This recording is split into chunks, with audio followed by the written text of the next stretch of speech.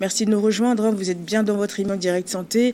Ce matin, on parle du coma. On explique un petit peu qu'est-ce que le coma, comment ça vient et les soins qui suivent. Donc, je suis accompagnée de Dr Antoine Folly, qui est médecin interne aux États-Unis, en service de réanimation, et également fondateur de la clinique Elelion Santé, qui est avec moi pour nous éclairer un petit peu sur le sujet.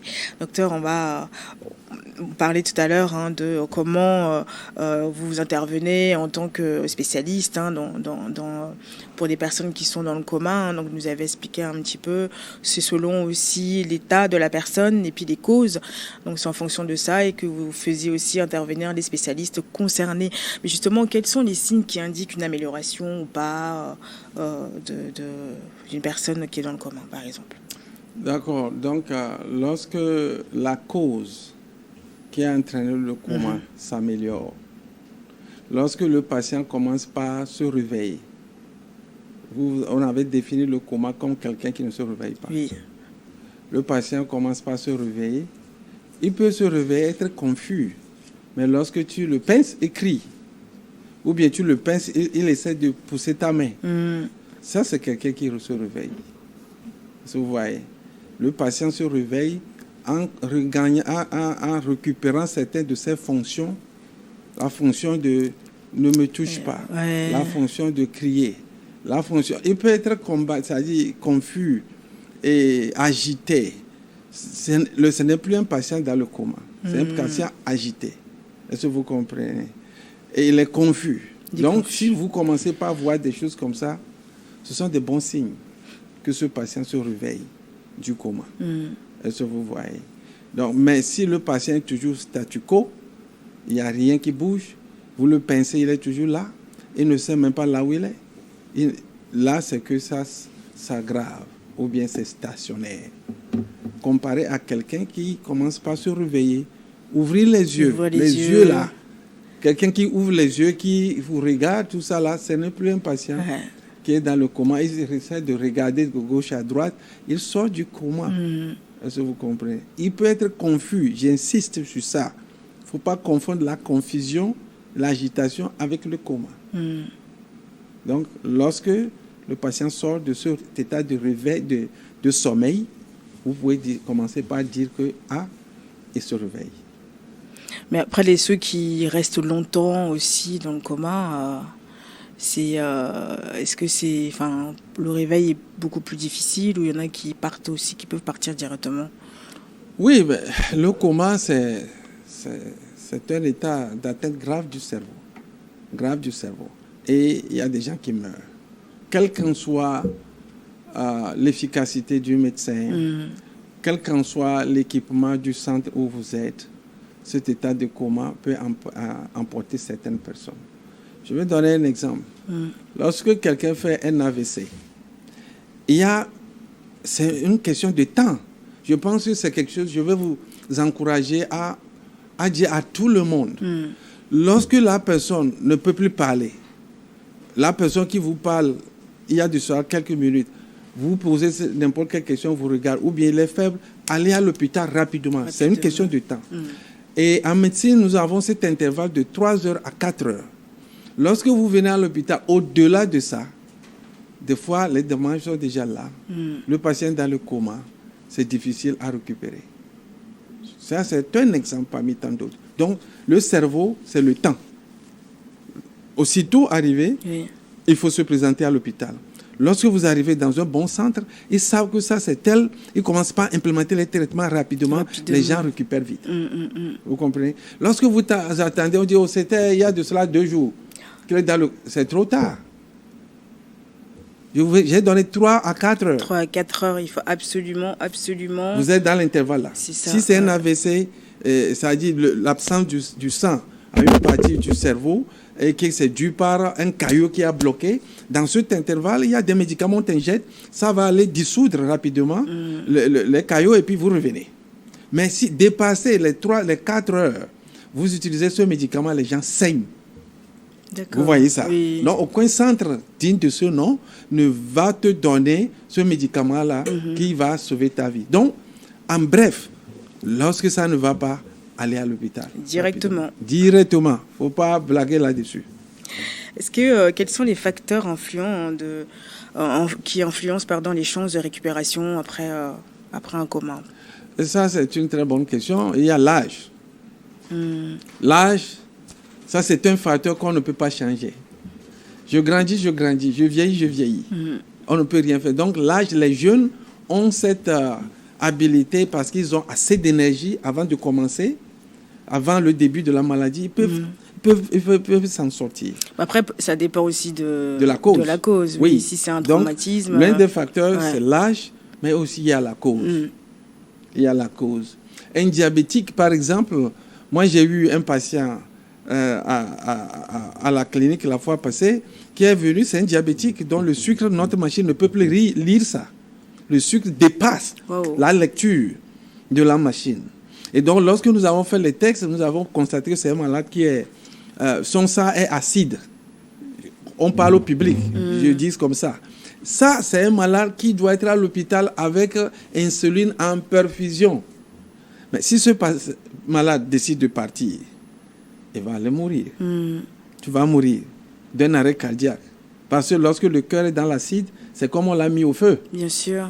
Est-ce que vous voyez? Donc, tout ça là, il y a la cause qui est un facteur important. Maintenant, en dehors de ça, il y a les moyens. On revient toujours... Oui, je le dis. Il y a les moyens. Le moyen de la clinique. Les moyens de l'équipement de la clinique. Sûr. Il y a les moyens de la famille. Il y a les moyens de l'institution dans laquelle vous êtes. Est-ce que vous comprenez? Ça, ouais. Parce que je vais vous dire, on peut beau critiquer les cliniques et les autres. Mais je pense que l'État a bien compris. Au CHU, tu ne peux pas aller là-bas et ne pas payer. Bien sûr. Vous comprenez? Mais dans les cliniques, lorsque les gens essaient de faire... aider les gens, finalement, on les met dans des situations difficiles où, dès que les gens partent, ils ne payent même plus. Ouais. Mais ce n'est pas là l'important. Ce n'est pas l'argent le plus important. Nous sommes là pour sauver les vies humaines. Il faut que les gens aident les institutions qui les aident et que nous travaillons ensemble pour pouvoir y arriver. Donc, il y a les moyens de l'institution, quel équipement vous avez pour pouvoir traiter ce cas grave. Et il y a les moyens financiers de l'institution pour continuer par aider la famille jusqu'à ce que la famille commence par aider. Maintenant, en dernière position, il y a les moyens de la famille pour pouvoir aussi secourir, secourir la clinique. Est-ce que vous voyez? L'âge et la sévérité de la maladie. De la maladie. Tout ça là sont des facteurs qui entraînent la mort. Et quelle est la différence entre un coma provoqué par un médecin, par exemple, et un coma spontané? Ok. Donc, lorsque un malade vient à l'hôpital, par exemple, et que je pense que le malade doit être sous machine pour l'aider à respirer. Est-ce que vous comprenez? C'est les conditions dans lesquelles on te met dans le coma. Et lorsqu'on met quelqu'un dans le coma, ce n'est pas pour l'affecter négativement, plutôt c'est pour aider le cerveau à récupérer. Des fois, lorsque quelqu'un est malade, on dit va te reposer, n'est-ce pas? Oui. Il faut aller dormir, il ne faut pas le réveiller, il faut le laisser se reposer. C'est le même phénomène ici. On te met avec des médicaments, on induit le coma, mais ce qu'on fait naturellement, c'est que chaque jour, on enlève le médicament qu'on utilise pour te mettre dans le coma, pour voir comment tu vas réagir, pour pouvoir faire l'examen de ce patient. On ne te met pas dans le coma de manière indéfinie. Non, comment je saurai si les choses s'améliorent? Bien sûr. Donc, chaque jour, on arrête le médicament. Pour voir si ça s'améliore. Puisque c'est des médicaments qui ne durent pas dans le sang. Dès que vous arrêtez, dans les 31 heures de temps, c'est parti. Donc, un patient qui est réveillé doit pouvoir me donner des signes de réveil. Est-ce que vous comprenez? Il ne faut pas que les gens pensent qu'on met le patient dans le coma indéfiniment. Et c'est dans des conditions spécifiques, où tu es sous machine. Vous vous rappelez du cas de Michael Jackson aux États-Unis, qui n'arrive pas à dormir. Et finalement, il a demandé à son cardiologue, fais-moi quelque chose pour que je puisse dormir. Il lui a donné un médicament qu'on appelle Propofol. C'est un médicament que nous utilisons à la réa pour des patients qui sont sous machine. Il lui a donné, il s'est endormi, mais il ne s'est jamais réveillé. Pourquoi? Parce que ce n'est pas dans ce cas-là qu'on l'utilise. Si tu n'as pas la machine là, je ne peux pas te mettre dans le coma provoqué. Ça, il faut que ça soit clair. Maintenant, Les patients, les clients aussi, ou bien les familles peuvent confondre certains traitements. Peut-être le cas du patient s'aggrave. Ils vont commencer par accuser l'institution que c'est eux qui ont donné ce médicament et le patient est rentré dans le coma. C'est le médicament là qui a induit le coma. Non. Il faut travailler avec les médecins. Les médecins sont là pour vous aider.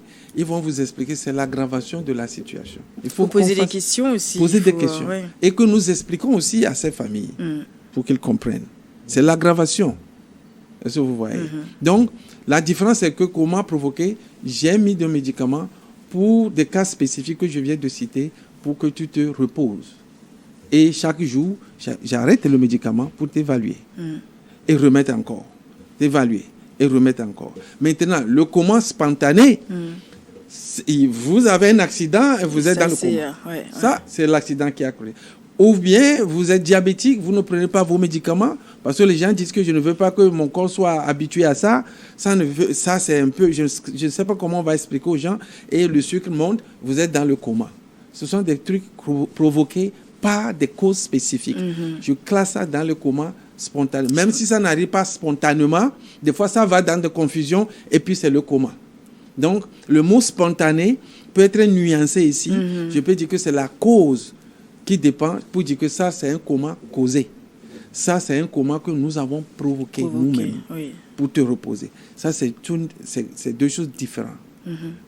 Et comment on prend la décision justement d'arrêter ou de poursuivre les soins d'un coma? Ok, ça c'est une très très bonne question. Et je pense que la famille intervient. La famille intervient. Le médecin doit pouvoir expliquer à la famille quels sont les organes qui sont impliqués. Et peut-être le patient est dans le coma. Maintenant, c'est le cœur qui commence par être impliqué, le foie commence par être impliqué, c'est le rein qui commence par être impliqué. Là, il faut commencer par expliquer à la famille que les grands organes qui nous maintiennent en vie sont en train de chuter un à un. Difficile à accepter ça. Mais il faut dire la vérité. Et là, les gens vont dire, allons jusqu'à la fin. Il faut respecter la décision de la famille. Il faut ici respecter la décision de la famille en ayant les yeux sur le patient que tu représentes en tant que médecin. Je suis l'avocat numéro 1 du patient. Je vous donne un exemple. Supposons que vous avez beaucoup d'argent et que, la famille veut partager ton argent et que c'est quelque chose qui va se corriger et la famille dit, il faut enlever, il faut le laisser partir. Là, il faut dire non. Il faut les encourager à continuer parce que le patient va se réveiller. Ça arrive, où à cause de tes biens, la famille va dire, non, ça va. Laissez-le partir. Vous comprenez? Là, vous avez un point sur le cœur en tant que médecin. C'est comme vous allez participer à tuer quelqu'un. Qui peut se réveiller. On sait, peut-être c'est une infection pulmonaire. Il faut utiliser un antibiotique et la famille vient et dit non, arrêtez tout ça. Alors que le monsieur a travaillé tout le long de sa vie, il peut s'occuper de lui-même. Et vous, parce qu'il ne peut plus parler, vous prenez cette décision drastique, arrêtez. Là, je ne sais pas si les gens ici font des testaments où ils précisent bien qu'au cas où il m'arrive quelque chose, je ne veux pas rester sous appareil ou débranchez-moi, ou bien donner, que c'est sa femme ou c'est la femme qui doit prendre la décision, pas les autres membres de la famille. Je ne sais pas si ça existe ici, mais il faut vraiment faire ça parce que surtout quand on a les moyens, donc préciser exactement dans les testaments, parce que sinon tout le monde peut venir et dire je suis le grand frère, il faut laisser le partir. Non, c'est ça aussi, il faut protéger les biens. C'est très important. Vous avez posé une très bonne question. Je pense que ceux qui ont de l'argent, ceux qui ont des biens et qui ont des avocats, allez chez vos avocats, ayez ce document-là que vous laissez chez votre médecin. Ça, c'est encore un autre problème. Les gens se promènent de clinique en clinique, n'ont pas un médecin. Moi, je dis souvent aux gens, peu importe, vous allez ailleurs. Si je vous ai vu une fois et que vous m'avez donné des choses, si vous êtes dans une autre clinique, dites à ce médecin, appelez Dr Foley. Et je vais parler à votre nom. Si vous m'avez donné le document de votre avocat, ou bien vous êtes venu chez nous, vous avez fait ça avec la présence d'un notaire. Quoi que ce soit, et ça devient un document légal. Si la famille vient pour enlever ou bien arrêter votre vie, nous allons lutter pour vous jusqu'à la fin. Mais c'est important, c'est très très important. Et quelle est la place, on a dit la place de la famille pour la prise en charge, elle est très importante, mais est-ce que Si la famille dit oui, mais que vous pensez que c'est pas nécessaire, est-ce que vous allez vraiment dans le sens de la famille? Oui. Même si la personne, vous savez que la personne a des chances de récupérer. Oui, il faut aller dans le sens de la famille en ce moment-là. Ouais, parce qu'il faut les accompagner. Quelqu'un qui perd son membre de famille, ce n'est pas petite affaire. Des fois, nous les médecins, on essaie de se dédoubler un peu pour pouvoir survivre. Parce que si vous voulez prendre tout ça là, émotionnellement, vous allez terminer votre vie prématurément. Mais ça agit sur tous les décès lorsqu'il s'agit de la mort de quelqu'un. Est-ce que vous comprenez? Je ne sais pas comment vous faites, hein, parce que c'est la grâce de Dieu. Puis c'est des choses qui arrivent souvent. Mais ça arrive souvent. Donc, il faut aller avec la famille, les accompagner petit à petit, jusqu'à ce que la fin, pour ne pas qu'ils se culpabilisent. Est-ce que vous comprenez? Donc, je vais aller avec la famille dans ces conditions-là, en essayant de leur expliquer de temps en temps ce qui se passe. Et des fois, les gens arrivent à comprendre que, bon, c'est la fin. Est-ce que vous comprenez? Qu'ils ont tout fait. Ils ont tout fait, puisque nous allons tous partir un jour, qu'on le veuille ou pas. Oui. Mais il faut qu'on reconnaisse le temps de chacun. Vous dites que, bon, papa, maman, notre soeur est arrivée à la fin. Bon, bye-bye. Bye-bye. Ah, dur. C'est dur. Mais c'est pourquoi nous devons avoir une structure robuste pour les familles. Des fois, on se focalise sur le patient. On oublie qu'il y a des gens qui sont émotionnellement affectés aussi. Donc, il faut s'occuper d'eux, leur expliquer et les accompagner, faire sortir tout ce qui est dans notre tête avec des terminologies simples pour que les patients, la famille comprennent. Est-ce que vous comprenez? Une femme qui est en train de perdre son mari, vous imaginez ce que ça veut dire? Un homme qui est en train de perdre sa femme, ce n'est pas petite affaire. Il faut les comprendre. Il faut se mettre à leur place. Ce n'est pas parce que je suis dans la blouse blanche que je les oublie en tant que des êtres humains. Il faut les comprendre et les accompagner jusqu'à la fin. C'est très, très capital. C'est très capital. On arrive à la fin de l'émission. Dr Folly, un petit message de fin à la population, aux familles. Bon, moi, je peux dire que d'abord, pour tous ceux qui ont perdu leur famille, nous sommes de cœur avec eux. Et moi, je continue par prier pour tous les orphelins, les veuves et les veufs. C'est pas aussi facile. C'est pas facile. Et j'encourage nos collègues médecins qui essaient de donner le meilleur d'eux à continuer par améliorer notre système. C'est pas aussi facile. Mais nous devons tout faire. S'il faut tirer le ciel et terre pour que nous ayons tout chez nous, pour qu'on n'aille pas ailleurs. Et que si je tombe malade aujourd'hui et j'ai que les moyens, il faut qu'on puisse me donner les meilleurs soins que je peux. Et à ce moment-là, je profite aussi pour remercier le ministère de la Santé. J'ai vu beaucoup de changements qu'ils sont en train d'implémenter. Je pense qu'ils sont sur la bonne voie. Et je ne peux que les encourager à continuer et à aider le système de santé au Togo à être le meilleur dans la sous-région. Merci. Parce que nous avons les meilleurs médecins ici. Merci beaucoup, Dr Folly. Je rappelle que vous êtes médecin interne en réanimation aux États-Unis, également fondateur de la clinique Elion Santé. Merci d'avoir participé à cette émission. Vous aussi, si vous souhaitez intervenir, venir dans cette émission, n'hésitez surtout pas. Un seul numéro, le plus 228 93 91 08 20. Et puis, si vous voulez revoir l'intégralité de nos émissions, allez sur le compte de New York TV sur YouTube et allez dans la playlist, choisissez Direct Santé bien évidemment et puis vous allez voir l'intégralité de nos émissions et puis revoir, liker, partager et puis parler autour de vous. Prenez soin de vous. Merci à notre partenaire Voltic qui nous suit tous les jours. Merci à Richard et à Stéphane à la régie et puis un grand merci à vous tous qui nous suivez tous les jours dans cette émission. On se retrouve demain. Bye bye.